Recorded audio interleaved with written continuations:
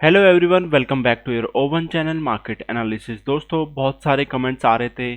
सभी मेंबर्स हमें ये बोल रहे थे कि सर हमें ये बताओ कि स्टॉप लॉस कैसे लगाया जाता है और कहाँ पे हमें जो स्टॉप लॉस लगाना चाहिए एंड उसको ट्रेल कैसे करना चाहिए। तो दोस्तों, मैंने काफ़ी कमेंट्स पढ़ने के बाद मैंने ये डिसीजन लिया है कि क्यों ना मैं आपको एक बहुत ही अच्छी ट्रिक बताने वाला हूँ आज कि एसएल किस तरीके से आप जो है लगा सकते हैं ताकि वो एसएल कटे ही ना। तो दोस्तों, बने रहिएगा इस वीडियो पे एंड तक। और आज स्टार्ट करने वाला हूं दोस्तों मैं कि आप अगर कोई भी एसएल लगाते हैं तो ऐसा एसएल लगाना चाहिए हमेशा कि आपका वो एसएल कटे ही ना। मतलब आपका 90% चांसेस हों कि उसमें एसएल नहीं कटने के।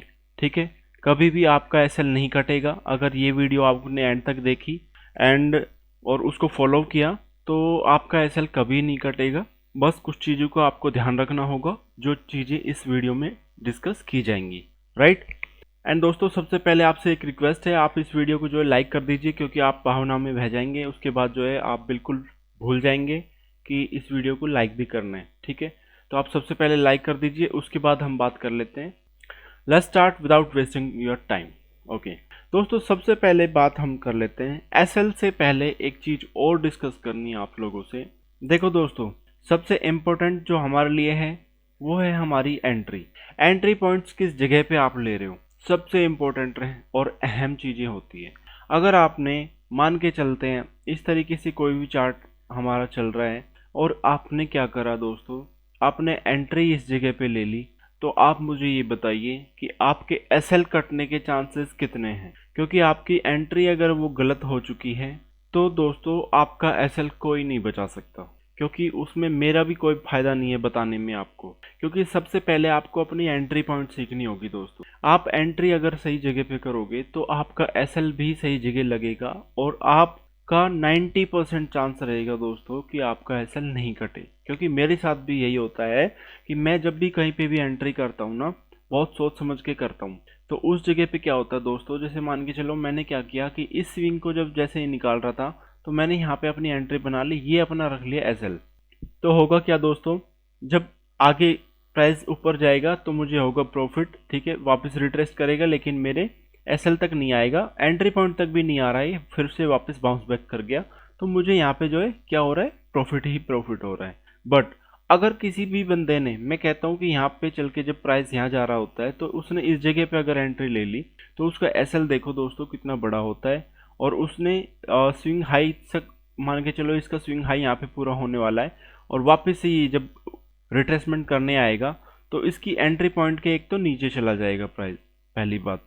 ठीक है, तो यहाँ पे क्या दिखेगा इसको, यहाँ पे दिखेगा दोस्तों लॉस। हालांकि इसके एसएल तक अभी प्राइस आया नहीं है, बट होगा क्या, इसके एंट्री पॉइंट से नीचे आ जाएगा और इसको दिखेगा दोस्तों लॉस। अगर अगर इसने अपनी क्वांटिटी, पोजीशन साइज एक अच्छी कंडीशंस में नहीं रखी है, हैवी क्वांटिटी अगर इसने उठा ली है तो दोस्तों बिना एसएल आए ही ये निकल जाएगा यहाँ से। क्यों?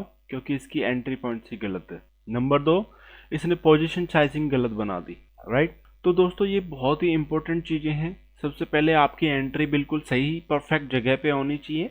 ठीक है, एंड उसके बाद पोजीशन साइजिंग भी आपकी अच्छी होनी चाहिए। जैसे दोस्तों एक बार और हम देख लेते हैं, उसके बाद हम करने वाले हैं एसएल के बारे में बात। ठीक है, मैं कहता हूँ आपने क्या किया कि जब इसने स्विंग लो लगाया उसके बाद यहाँ से ब्रेकआउट देने की बारी आई तो यहाँ पे आपने कर ली अपनी एंट्री और ये रख लिया आपने एसएल। ठीक है, अब आपने क्या किया, यहाँ पे 100 क्वांटिटी बाई कर ली जो आपके अकॉर्डिंग थी, आपके रिस्क मैनेजमेंट के हिसाब से। ठीक है, अब क्या होता है, यहाँ पे आपने देखा कि आपका प्रॉफिट हो रहा है, राइट। उसके बाद क्या हुआ, प्राइस ने रिट्रेसमेंट की, बट आपको बिल्कुल भी डर नहीं लगा। क्यों? क्योंकि आपने जो क्वांटिटी है अपने रिस्क के हिसाब से ली हुई है और उसके बाद फिर से प्रॉफिट आपको दिखने लग जाएगा। ठीक है, तो इस तरीके से आप जो है प्रॉफिट अर्न कर सकते हो मार्केट में। और जो आपका एसएल है वो कभी भी आपका यहाँ पे कटने के चांसेस बिल्कुल नहीं होते, 90% चांसेस नहीं होते हैं एसएल कटने के, अगर आपकी एंट्री बिल्कुल सही जगह पे लगी हुई है तो।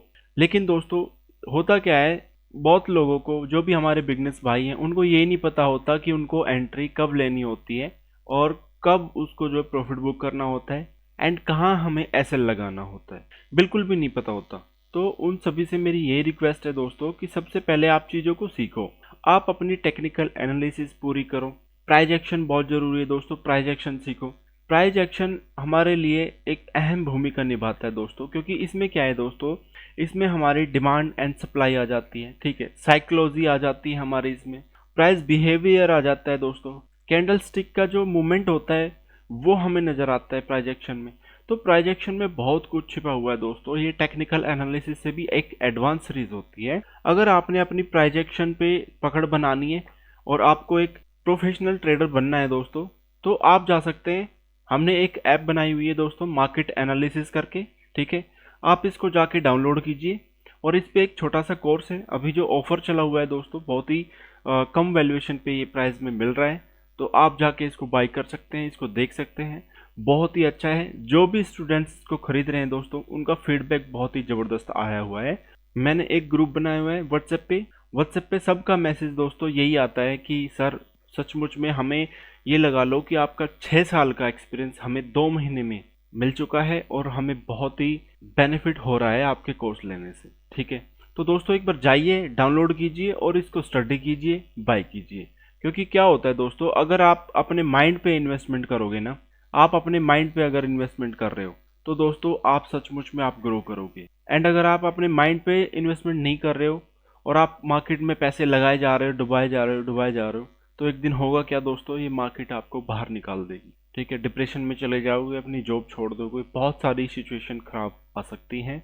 तो इसलिए मेरी आपसे ये रिक्वेस्ट है दोस्तों कि अगर आप कोई भी बिजनेस करना चाहो, चाहे वो शेयर मार्केट हो, चाहे कोई अदर बिजनेस आप करना चाहो, तो मेरी यही आपसे प्रार्थना रहेगी कि आप लोगों को पहले वो काम आना चाहिए। अगर नहीं आता है तो आप उसको सीखो, आप अब किसी प्रोफेशनल के पास जाओ, उसको सीखो और उसके बाद ही उसमें जो है आपने पैर रखना चाहिए। अदरवाइज क्या होगा, आपको औंधे मुंह की खानी पड़ेगी, राइट। तो दोस्तों हम आ जाते हैं अपने उसी पॉइंट पे कि एसएल किस तरीके से लगाना होता है। हम सबसे पहले देख लेते हैं दोस्तों कि हमारा ट्रेंड किस तरीके से चला हुआ है। हमने देख लिया कि अब ट्रेंड चला हुआ है, जब भी ये अपने ट्रेंड लाइन के आसपास यहाँ पे आएगा और जब भी यहाँ से क्रॉस करने की कोशिश करेगा, हमारी यहाँ पे एंट्री हो जाएगी। ये हमारा हो जाएगा दोस्तों एसएल। जो भी इसका लो होगा ना, उस प्राइस के थोड़ा सा नीचे आप एसएल को रख लीजिए।